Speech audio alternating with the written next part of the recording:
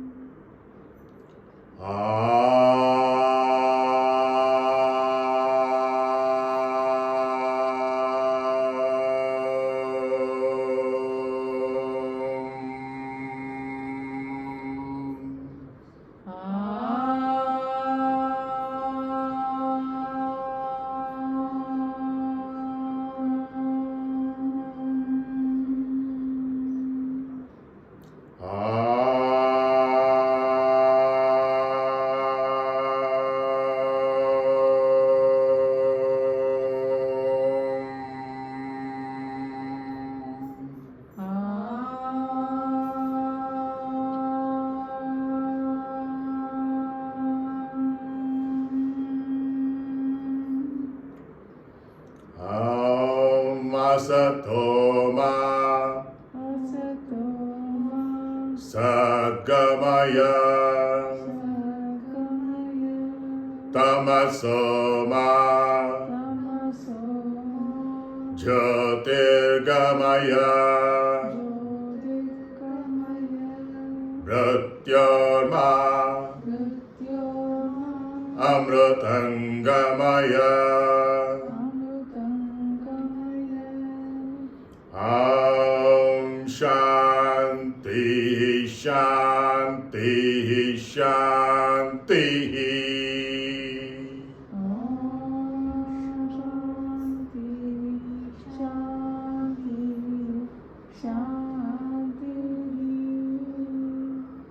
Namaskaram.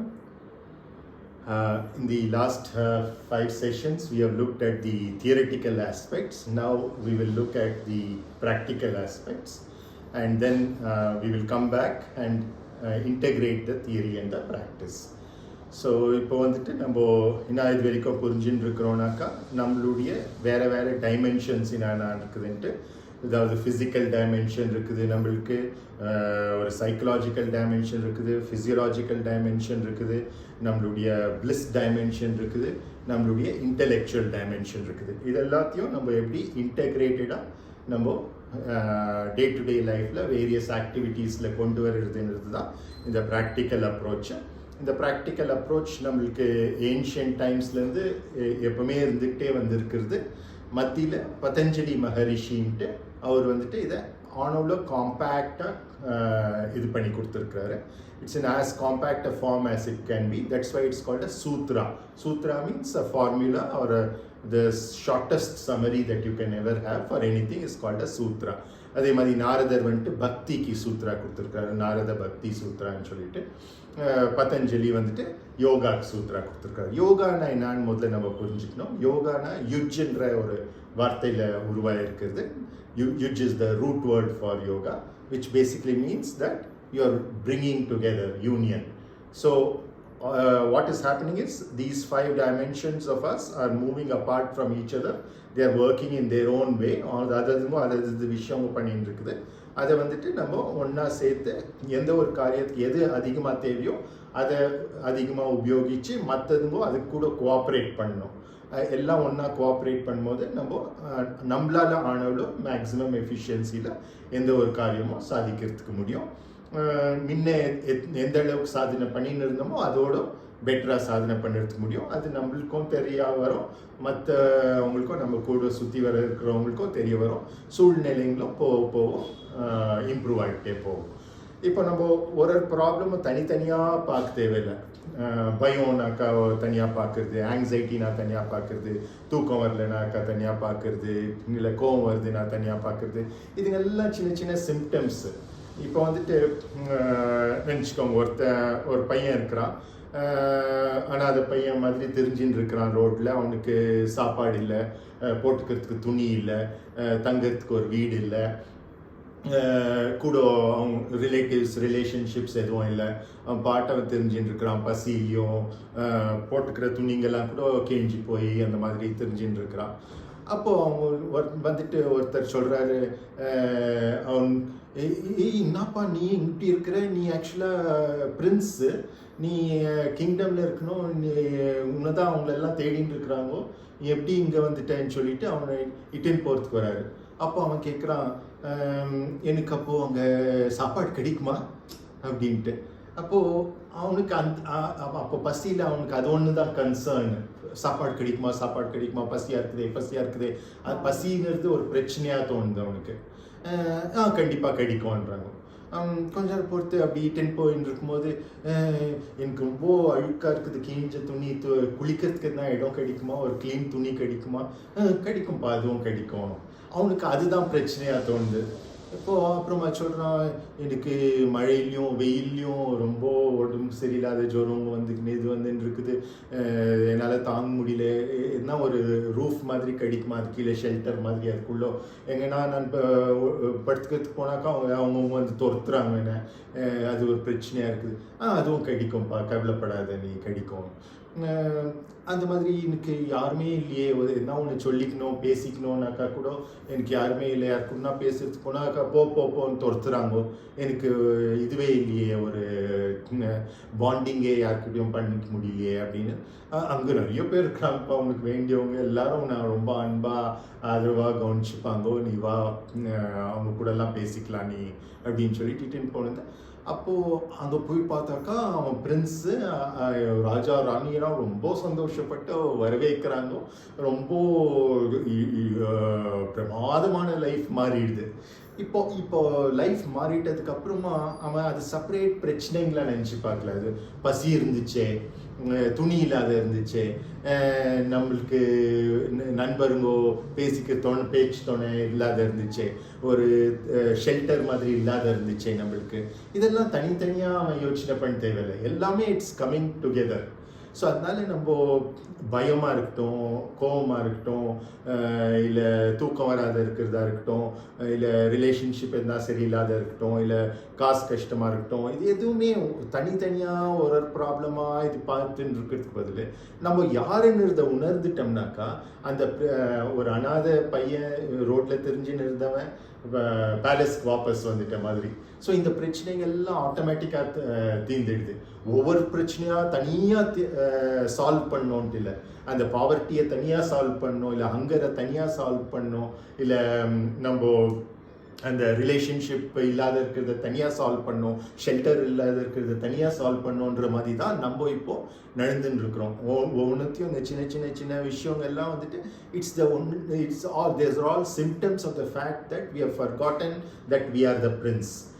Once we recognize that we are the prince, all these issues that are arising at the body level, mind level, because they are health issues, physical health issues, they could be mental health issues, psychological issues, breath related issues, there could be intellect related issues that I'm not able to concentrate, or I'm not able to do certain brain related activities, or anything that requires a thought process. And the மாதிரி இருக்கிறதெல்லாம், these are all symptoms of the one and only fact that you have forgotten that you are the bliss body. Once you recognize that you are the bliss body and start operating from this, all these other things that you have been thinking are problems will automatically vanish. You don't need to individually go and solve each one of them separately. So whenever you get any of these things, any issue whatsoever, I'm just giving a few examples that come to my mind, but there are so many other things that people are generally worried about, concerned about, anxious about, depressed about, but each one of them is the one and only core root reason is that we have forgotten that we are the bliss body. We are acting as these things.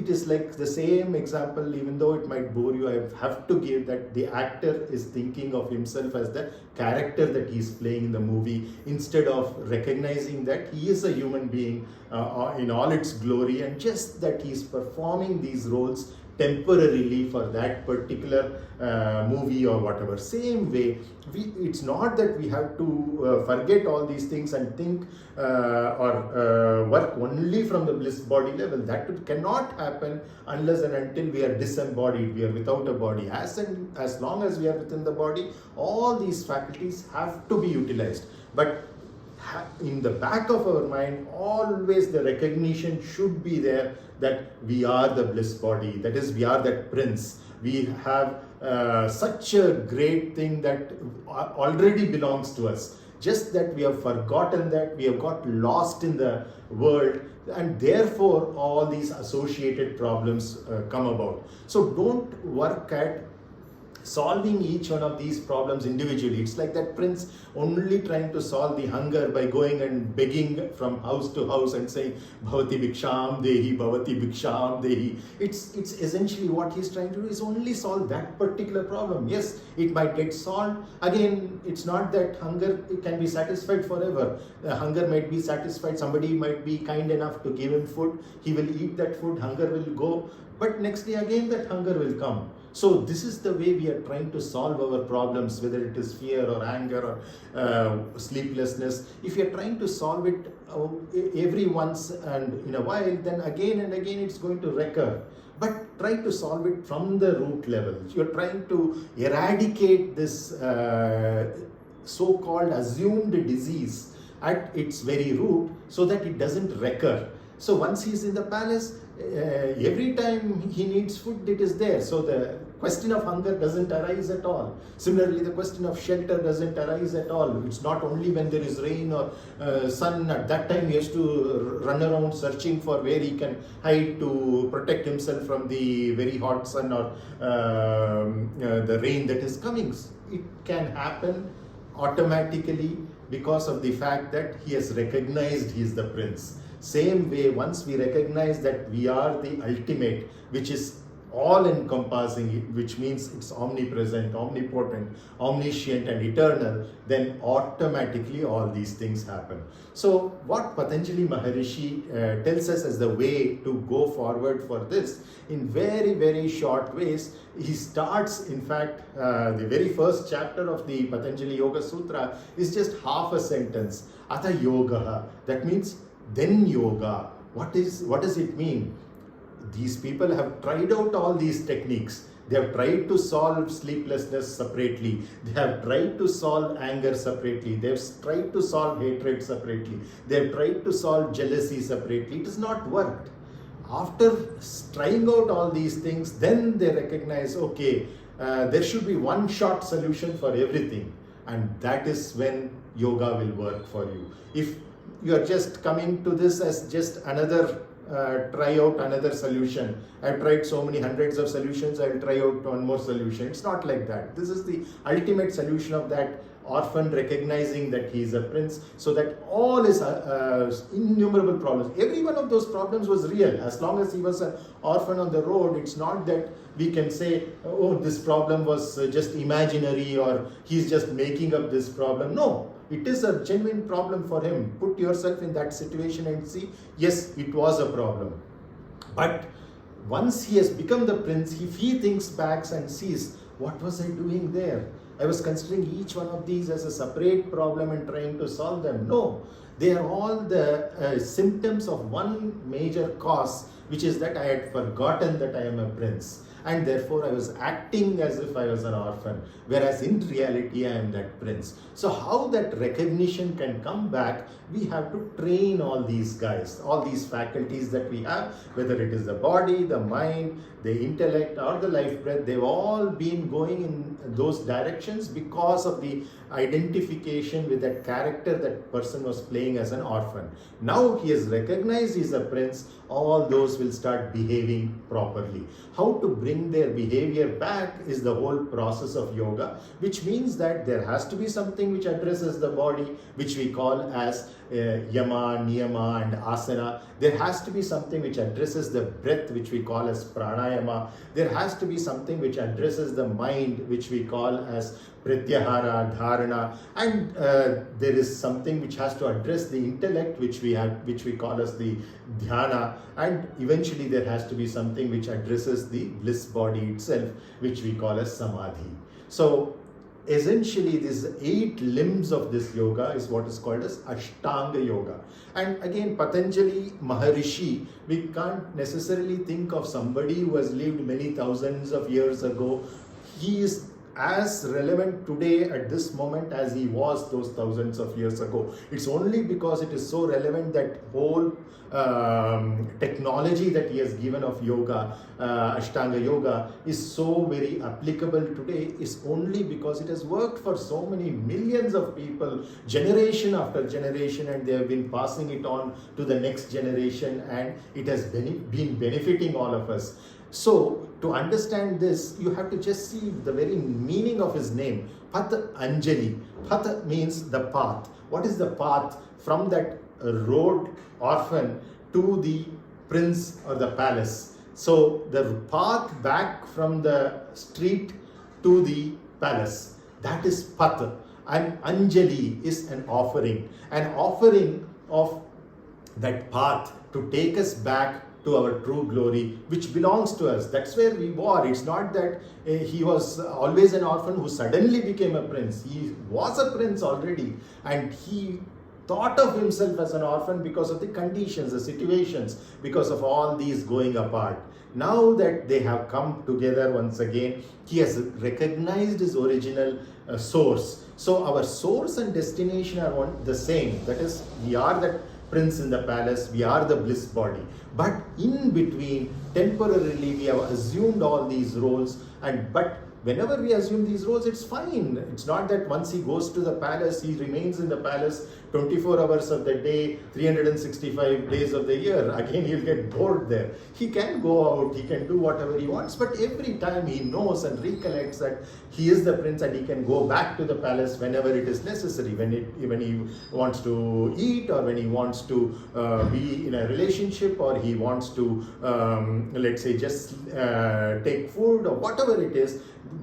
For the requirements, the basic requirements, you come back to your original thing. You just go here for entertainment, you just go here for playing a game. So that's essentially what it is. So if you look at the Ashtanga yoga, the first 2 levels are called as yama and ni-yamā.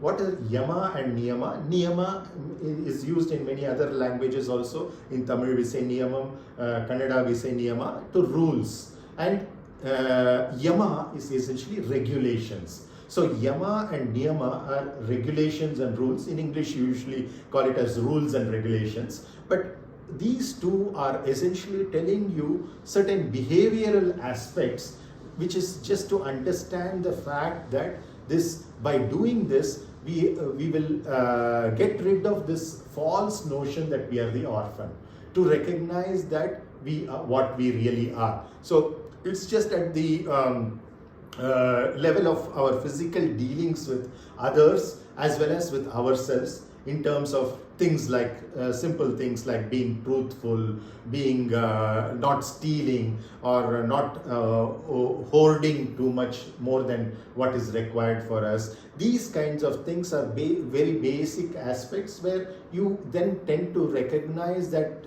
you are not as separate from the whole existence as you think. You are part of that existence, and that existence is a part of you. That recognition to build up, we do this so-called yama and niyama. These yama and niyama, each of them are 5, but instead of going to each one of them 5 plus 5, 10 of them separately, there are just 5 principles that we need to remember. And we just touched upon it briefly in the previous episode, one of the previous episodes. So here we will try to revisit that, because those are the first 2 limbs of the Ashtanga yoga. Patanjali is an offering towards the path, and Maharishi means great seer, one who is able to see not with these physical eyes but with the internal eyes of what we call as intuition. So that recognition of being the prince, recognition of being the bliss body. So getting back to the source. So that's why we say Patanjali Maharishi Yoga Sutra, to get back to that originality of union, and in a very, very short and crisp way. So because in the state that we are, most of us are not having a very long attention span. So we want things in a fast way. It's like fast food. We want things quickly, and that's precisely what Patanjali Maharishi understood.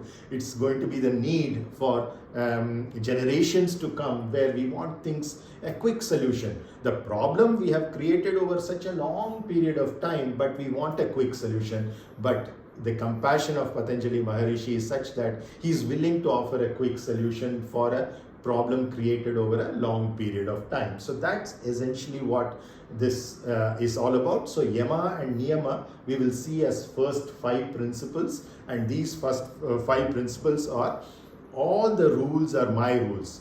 Wherever I go, whoever I am with, whatever situation I am in, whichever institution I am in, whichever nation I am in, I shall make the rules of that person, that situation, that institution, that nation as my own, so that I can enjoy life as a game, as a krida, as a leela, knowing fully well that all these other people who we think are imposing their rules on us, even before they impose the so-called rules, I myself adapt and adjust and accommodate to those rules and make those rules not as their rules but as my own rules.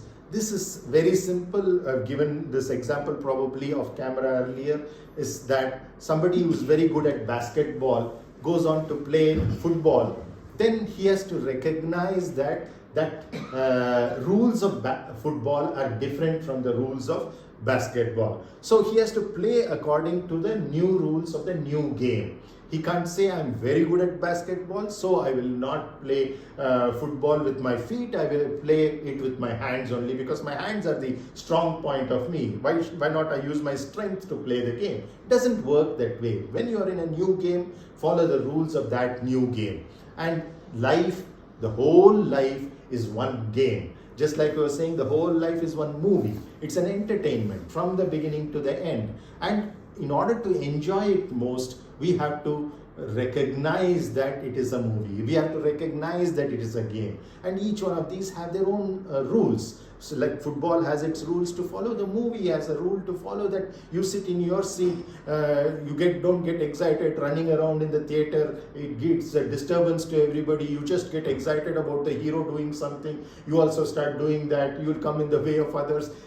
All these things are happening in life. So think of this life as a 120 year long movie. And that movie, you have to play so many different roles, because playing just one role gets boring. You have been given multiple roles, and fulfill all those roles with lot of happiness and joy. It might be the role of a villain sometimes. It might be the role of a poor person sometimes. It might be the role of a hungry person sometimes. Still do it with full joy, recognizing that I'm just playing a role in this movie. I have to act hungry. I'm not really hungry, because I am the prince. I am the bliss body. So recognizing that, you go back to that particular source. So that's essentially what the yama and niyama combined, 5 plus 5, 10. We are breaking it up into just 5. And the first thing is, all the rules are my rules. The second one is, because once we do that, what we are thinking as something so much trouble, life is so much of a problem, becomes, it's a game. Yes, during the football game, the other team might be leading. They might have more goals at one particular point of time. Doesn't mean you give up and say, okay, they are going to win anyway. What's the point in playing? I'm going to play just like that. Even if you reduce the margin a little bit, instead of 5-0, if you make it 5-1 or 5-2, then you actually have some inner satisfaction coming out of it. So give it all out. whatever your conditions, give it all out. What is required at that particular point of time, do it as well as you can. So that's essentially what this whole process involves in the first rule. And we will go into each one of these rules in a little more detail in the remaining next 5 days. But right now, I want to cover all the 5 aspects. So let's go to the next one.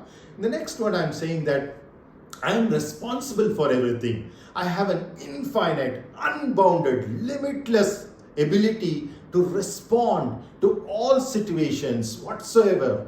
Whatever manner they may be coming, I will be able to respond to them using my fullest inbuilt strength. I am responsible for everything. Responsible, many people think of it as a blame game. That is, if I say you are responsible for this, then you say I'm blaming you for this. It's not like that. Over time, this word has got misunderstood, but actually it is the ability to respond. If you look at the etymology or the way in which this word has come about, that is essentially coming from 2 words, response and ability. So it's the ability to respond. So I am responsible for everything. I have an infinite, unbounded, limitless ability to respond consciously with full awareness in any situation whatsoever, not to blame others, not to blame myself, not to blame even the grihas, and not to blame even the, let's say, my own karma. It's just that, yes, whatever situation you're facing is because of your karma. But karma is not something like a destiny as many people think. Karma is our own previous times, whatever actions we have done, whatever thoughts we have had, whatever words we have spoken, all that is coming back to the fruition, the effects of that. That cause is bringing out an effect, and therefore in that sense I am responsible for everything, not as a blame game. So I'm not blaming myself, I'm not blaming even the grihas, I'm not blaming my horoscope and all these things. It's all just that now I have a free will, because yesterday is history, tomorrow is a mystery, today is a gift. That's why it is called present. Present also, we say I'm giving you a present, means that it's a gift. So the same word present is used for a gift as well as for right now, this moment. So that's the important point to recognize, that I'm responsible for everything. I have an infinite, unbounded, limitless ability to respond consciously with full awareness in any situation whatsoever. Not to react, not to blame others, not to blame myself, not to blame the grihas, not to blame my horoscope, but to accept absolute responsibility that if this entire universe is working on the law of cause and effect, that means there is some cause, then there is an effect. So how can this small body that I have, this mind that I have, this intellect that I have, compared to the universe, it's so small. How can this escape that law of cause and effect? It has to go through it. But let's go through it in a happy mood, a jovial mood, so that what we are doing by doing all this is we are converting this so-called law of karma into a game of leela. In other words, what was a law? Because of this cause, there is an effect. Because of this cause, the same thing can be looked upon as a game of leela, where you're actually enjoying this whole thing. Not only analyzing, okay, this football player kicked it that way, therefore that person didn't defend it, so it went for a goal. Yes, all that might be true. But if you keep on analyzing that particular goal, then the rest of the game you're not playing with your full capability. Fine, finished. That goal is over. They have got one extra goal. The other team, fine. Now let's continue on. Let me see with the remaining time, 1.5 hours that is there in the football match, how much I can go and score. So that's the essential thing, that we are not comparing, contrasting, but living in the moment. That is essentially what the third rule comes up, that all that there is right now is the way it is. It cannot be in any other way whatsoever. This moment is inevitable. To be in the present is not even an option. It is the only possibility because many people say be in the present, be in the present. Is there any other way we can be? No, not at all. You cannot be in the past. Only your memory can go to the past. Can you be in the future? No, only your imagination can go to the future. You, yourself, all these 5 dimensions are currently here. It's just that the mind is thinking about the past. It is the intellect which might be analyzing what can we do in the future to either do something better or whatever it is. But essentially, all of these planning that we do for the future or learning from the past, etc., those are good things, but they should not be done with a certainty that this is the only way. It's essentially, what is the only thing that is there is at this present moment, whatever is there, we have to accept it as it is. And that's the other thing. We might accept to be in the present moment, but we will not accept it as it is. It should be different, we are thinking. Well, in the future it can be different, and we can work towards making it different. We can work towards probably being a better lifestyle for ourselves and for our family members. But right now, whatever lifestyle is, you cannot change. Nobody, not even God, can change this particular moment. And we can't change the past also. Whatever has happened in the past has happened. It's like spilt milk. It is, if milk is spilled, it's spilled. That's it. If it's kept in the fridge, it's in the fridge. That's it. Whatever has been in the past cannot be changed. Whatever is in the present cannot be changed. But the future, not only let's say 5 years down the line, 10 years down the line, but the very next moment, not just this moment you leave it, it's as it is. But the next moment, I can modify it in maybe not completely, but there are hundreds of ways in which the next moment can be shaped, and it's in each one of our hands how we can shape the next moment in our own life, in the lives of others, in the whole world as well. So take that responsibility, and first thing is to be in the present. You do not have a choice, therefore you have to be in the present. The second thing is to accept the present as it is. There also we do not have a choice. We have to accept it as it is. But do we have some choice? Yes. As it is, when we are accepting, we can accept the situation as it is joyously, or we can accept it grudgingly, sadly, angrily. Why this situation? It's my karma. This kind of way also we can accept. But what happens when you accept it grudgingly, sadly, angrily, as if it is my karma? Then what happens? I cannot modify the next moment to the best way. I will try to modify, but in that angry mood, if I modify, in that sad mood, if I try to modify the next moment, it will not be the best that you can modify. You might improve slightly, marginally, but it's of no use. Many a times it might get worse and worse, because why? You're operating from that condition of negative emotions. So recognize that. Is there a choice? As far as being in the present, there is no choice. As far as accepting it as it is, no choice. But being in the present joyously or grudgingly, there is a choice. Being in the present consciously or compulsively, there is a choice. You can be with full awareness instead of compulsively, habitual way. Instead of being with that, you can see what new, what innovative thing you can do to modify this. If you think that this particular situation is not conducive either for me or for others, there's something better can be done, and that's always true. However, even happy somebody is, still there is a room for even greater happiness at the next moment. So we have to work for that. Doesn't matter whether you are sad or happy, doesn't matter. That you accept it in a way that you are having a positive emotion through which you can convert the next moments to the best of your abilities. Not everybody can do outer things in the same way. Somebody might be a better football player than me, but that doesn't mean I don't enjoy my football game. I will also enjoy that football game. Somebody might, in the same way in the life also, somebody might be better at doing certain things than me, but that doesn't matter. I will do the best that I can, and I will try to improve the life situations in the best possible way. But I will accept the things as they are right now, the way they are, because there's no choice. That is the only thing. When you don't have a choice, what's the point in worrying about a thing? You're only making your next moments and therefore your entire future as worse as well. So work on the plans for the future, but with full joy and happiness of whatever situation you are in. Because this is the role that you have been given in this particular movie, and willingly, whatever the director has explained to you, you have come to act in this particular movie called Life, of a 120-year-old movie. You are acting in this, and while you are acting, give it your full shot. So what if you are playing the role of a villain right now? Doesn't matter. Play from inside you. It should be joyously you play the role. Don't play with sadness, with anger, frustration that why me, why have I got into this situation? No.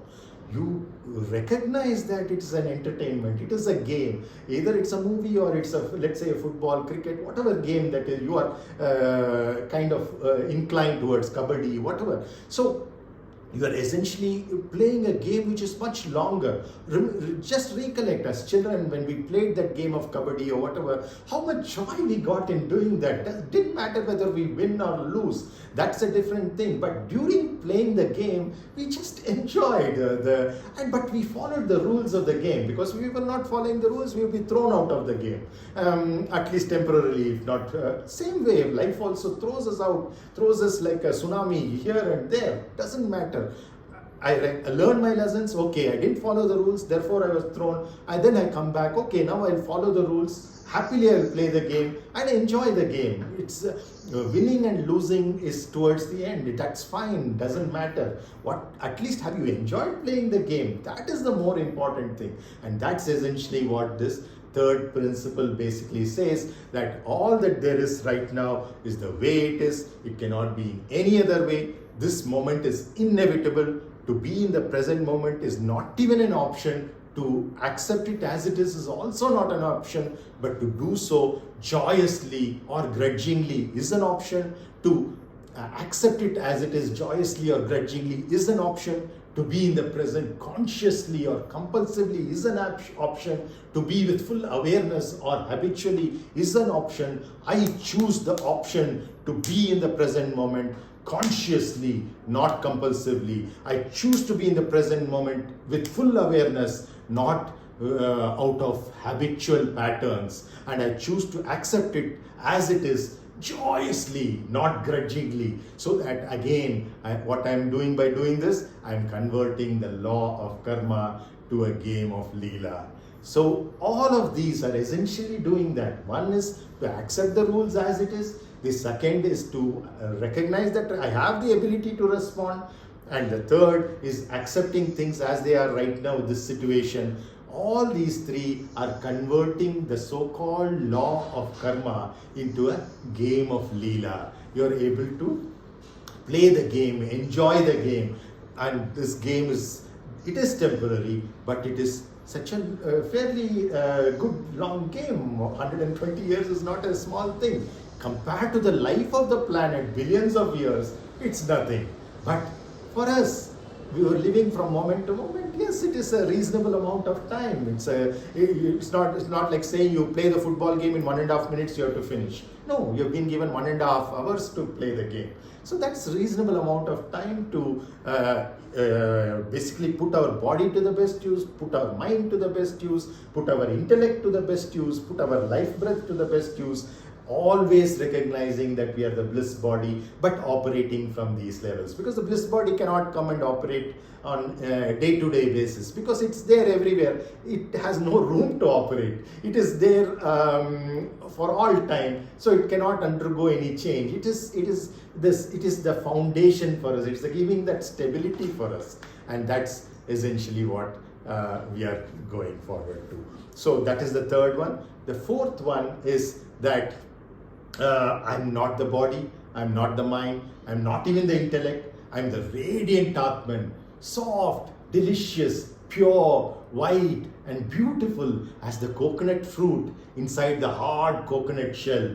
So when you break open a coconut in a temple or for your puja at home, what are you essentially doing? That hard shell, which if you try to eat, it's not tasty also. That hard shell, and it's so dark. And then when you break it open, it's so bright inside. The white color, the fruit, the coconut fruit, and the water, the coconut water, yum. It's so tasty. It's like that. What we have done by always thinking that we are these four things, more of one, more of that, and forgetting completely that we are the prince, we are the bliss body.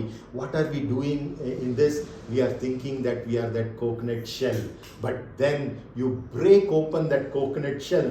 Let's say this middle finger is in between all of these. It's hidden. That is the coconut fruit. When you are breaking open the coconut fruit, you are seeing what is hidden, your latent potential, your capabilities, all that you can do, how amazing a person you are, and how amazing your capabilities are. That you are bringing to the fore. And that's essentially what this is saying, that I am not the body, I am not the mind, I am not the intellect, I am the radiant Atman. I know that all of these dimensions of me are very powerful, very capable things to do. But if and only if I understand about each one of them properly and take care of them properly and utilize them in the most efficient and effective manner, then yes, it's an awesome thing. But why that shell is there around the coconut? To protect it and keep it safe and healthy until the time when we need that fruit. Till that it is necessary. Similarly, our body is necessary, our mind is necessary, our intellect is necessary, our life breath is necessary. They have all their roles. But until the point that we want to recognize this. But the coconut always lives with the knowledge that yes, it is having that coconut fruit inside. If it forgets that it's having that coconut fruit inside, that shell is of no use. All this shell. So always think of your body, mind, intellect and the life breath as this shell which is covering that beautiful fruit that is there. It's only because of that fruit all of these have value. They have great value. The shell has great value. So of course we can use the, when we take out the nare or the coir, we can use it for so many things, making beds, making so many other kinds of furniture, making a fuel out of it, so many other things. Similarly, the shell also can be used for so many productive ways, and while it is part of the coconut, it is protecting, but once it is taken out, it can be used for various things. Similarly, our body, when it dies, it feeds so many maggots inside. If you are buried or if it is burnt, it feeds so many insects on which are taking that, inhaling that flame that is coming out of it. So essentially, whether we are alive or dead, all of these are coming from the earth, going back to the earth, and they're useful in some way or the other. But I have to recognize I'm not the body, I'm not the mind, I'm not the intellect, not even the life breath, I am the Atman. So once we recognize that, we have to operate all of these in such a way that they work to the best efficiency. How will they work to the best efficiency? First of all, I should understand what is the body, what is it made out of, and those Panchabhutas that we discussed in the first episode. And then what is the mind? It's made out of all those emotions. What is the intellect? It's made out of all those thoughts. What is the life breath? It's a patra, as we said. It's a container into which things are contained. Go back, go, and recognizing that it's an akshaya patra that we are trying to fill and refill and enjoy, create and recreate. So all of these things are happening to our knowledge. Then we understand each one of them, how they operate, what are they made out of, how can I keep them in the best possible way. You know, for example, the body, what all things it needs, what kind of food it needs, what kind of rest it needs, what kind of exercise it needs. Same way for the other things also. Mind also needs certain foods. It needs certain kinds of activities that it needs to perform. Similarly, the intellect, similarly the life breath.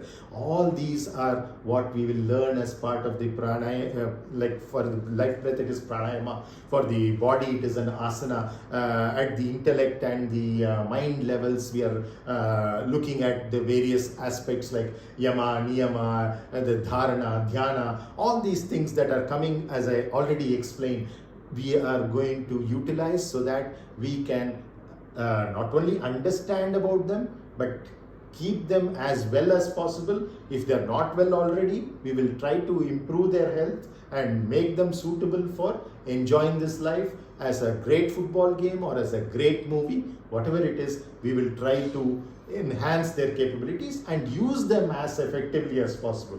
Where the body needs to be used, I will not try and use something else. Where the life breath needs to be used, I will not try to go and use something else. I know where to use what, in what combination. Many a times they may not be individually enough. I might have to use body and the intellect sometimes in a combination. I might have to use the life breath and the mind in a combination. So recognize for each situation which of these, how much of these are required, and because I'm keeping all of them in a proper condition, these are like the players in my football game. One might be a goalkeeper, one might be a defender, one might be an attacking player. I need all of these guys, and all of them, when they work as a team, then you have a beautiful life for yourself and for others too. And all of this we will try to understand from the aspect of mudras and other things as we go forward. Now let's talk about the fifth principle, because we are still in the first two limbs of the Patanjali Ashtanga Yoga, that is yama and ni-yamā, rules and regulations, as I said, irrespectively. And so essentially what we are doing is, the fifth principle, we are recognizing that I am a mother to the entire universe. What does this mean? Is it really true? Yes, it is, in fact, because we are creating our own world. The way I look at the world will be different from the way she looks at the world, or you look at the world. Each one of us look at the world in many, many different ways. And the way we look at the world today is very different from the way we looked at it yesterday, and will be very different from the way we look at it tomorrow. In fact, you don't even need to wait for 24 hours. Every moment we keep changing that.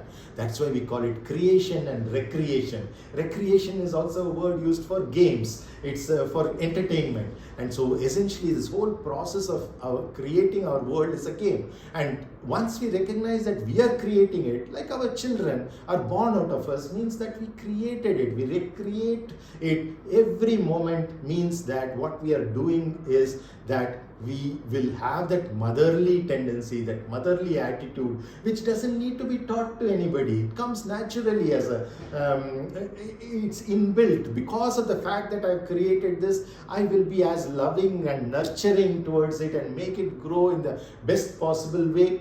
I know the growth itself is its own capability, but I can provide the best possible environment that I can with my own limited resources. Whatever resources I have, I give to my child, right? So for this whole universe, at least the immediate surroundings for us, be it the family or the society, for people who are a little more outgoing, for the entire city or the nation or the whole world, people contribute. Why? Because they recognize it's my child, and what other thing will I do than give it love, give it affection, give it all the kind of nurturing that I can out of my limited abilities at this point, and keep improving my abilities to give it better and better options so that it kind of keeps growing. And it's not like our real child, a son or a daughter, who grow up after some time and they can take care of themselves. Here, this whole universe, I am creating my world every moment. So it's like a newborn child. It's every time I look at it as not as a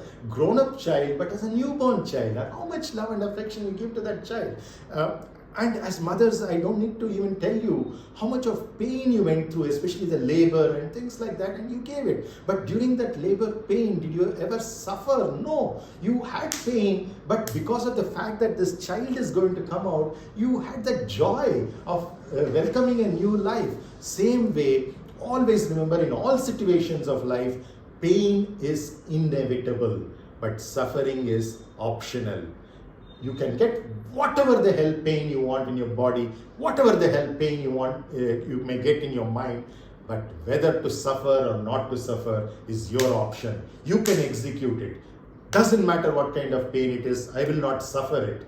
And that you will get to know if you go back to your labor pain and think of it. Yes, it was so painful, but just seeing the face of that newborn child, how much joy, how much happiness, how much bliss, how much ecstasy, just to see that child. And exactly that feeling you get towards the entire universe. You are creating your own universe. So I am a mother to the entire universe. Ya Devi Sarvabhuteshu Matrurupena Samstita Namastasye, Namastasye, Namastasye, Namo Namah.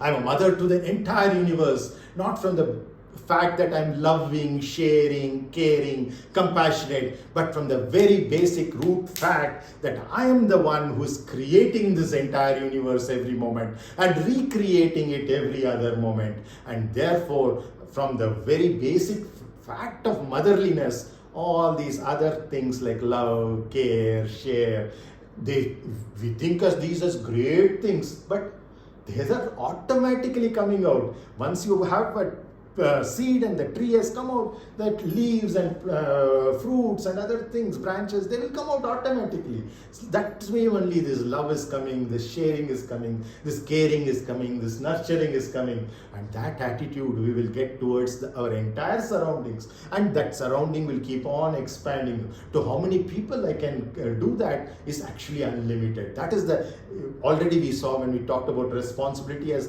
an infinite ability, unbounded ability, limitless ability. So that these are the 5 things are as a prerequisite for doing the Patanjali yoga. And so I initially started off thinking that we will probably cover all those mudras and asanas and other few things, but we'll probably do it next week, because I spent a little more time explaining each one of these 5 in a little more detail, so that I don't need that much time in the remaining 5 days to explain them. So it's been a wonderful time explaining this, and I hope you enjoyed it as much as I enjoyed explaining this for you. Namaskaram. We'll probably again stop with 3 chants of Om and 1 Shanti.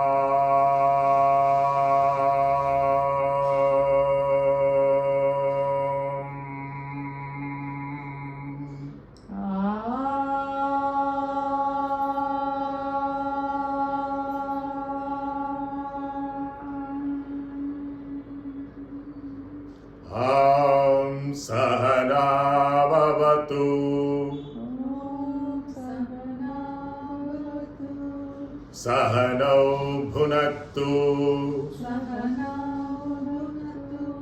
Sahaviryam karavavahai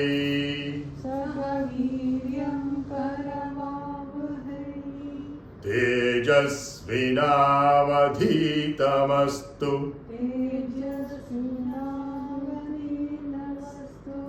Ma vidvishavahai